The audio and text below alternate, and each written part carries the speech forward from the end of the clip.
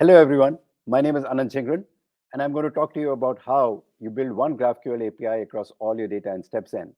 Whether you're an individual developer building your own graph, or whether you're a team, or whether you're a team of teams building an enterprise-wide graph, you build it in exactly the same way. There are no two skills to learn, different skills to learn, depending on whether you're building a small graph or a large graph. In today's world, applications use backend systems all the time, but how they mix and match the backend systems is entirely in code. An application one might connect to a map subsystem and a products subsystem, but it might then combine it with an order subsystem. And an app two might connect to a customer subsystem and with an SAP subsystem. And in all of those applications, there's a code that kind of connects one subsystem to the other, handles error conditions, handles performance requirements, does all the authentication and translations and everything else. And as you can see, it is highly inefficient and leads to spaghetti code, and also a code that is very, very difficult to maintain. The world is moving towards a separate layer where the interconnections between those backends are managed in a graph in a separate layer, and all the applications connect to that graph through GraphQL.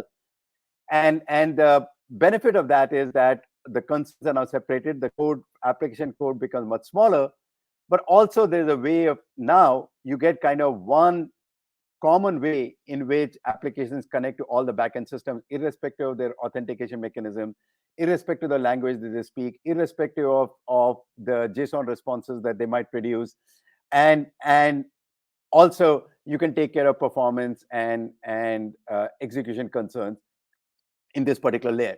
You can actually connect to public APIs or private APIs. So enterprises and developers and all others are actually moving towards this layer, kind of a GraphQL layer that separates application logic from the backend systems.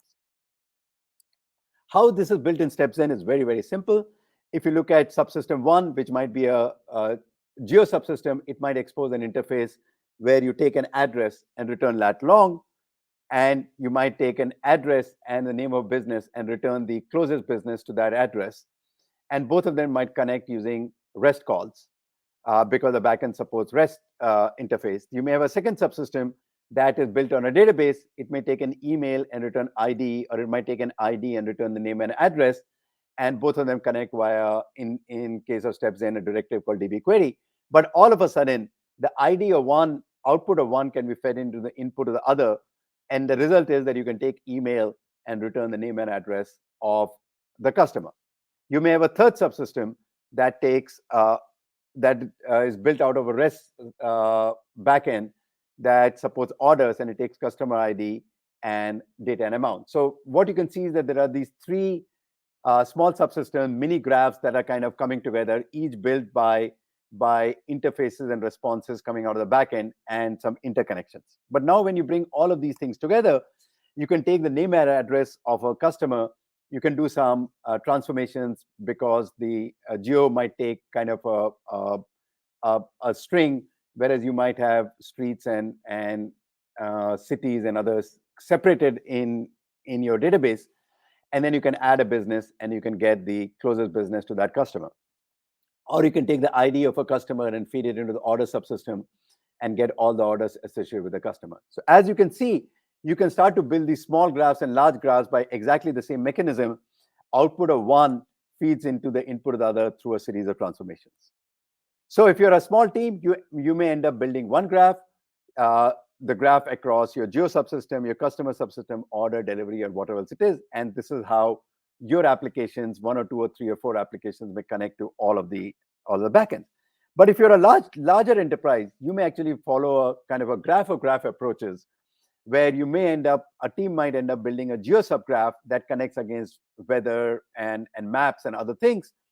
And then you may have another team that might end up building an e-commerce subgraph that connects against customers and orders. And then you can have a team that actually brings all of these things together in this graph of graphs.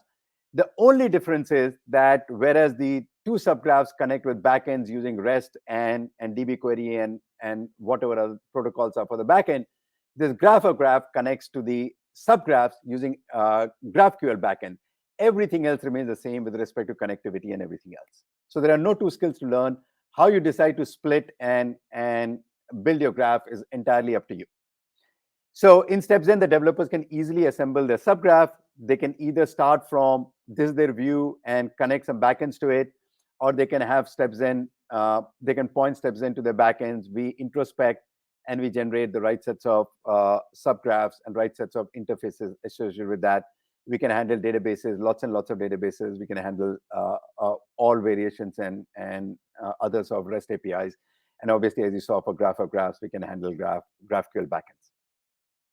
Furthermore, in StepZen, you can actually bring all of these things together, and you can then deploy it on the StepZen container. And when you deploy it on the StepZen container, then you're able to have StepZen actually take care of all the concerns with respect to runtime, scaling, performance, caching, authentication, access control, and everything else. So you just focus on building your graph through simple assembly of introspected backends, and StepZen takes care of the rest. So we hope you give it a try. Go to stepzen.com and do a free sign up and let us know what you feel. Thank you so much.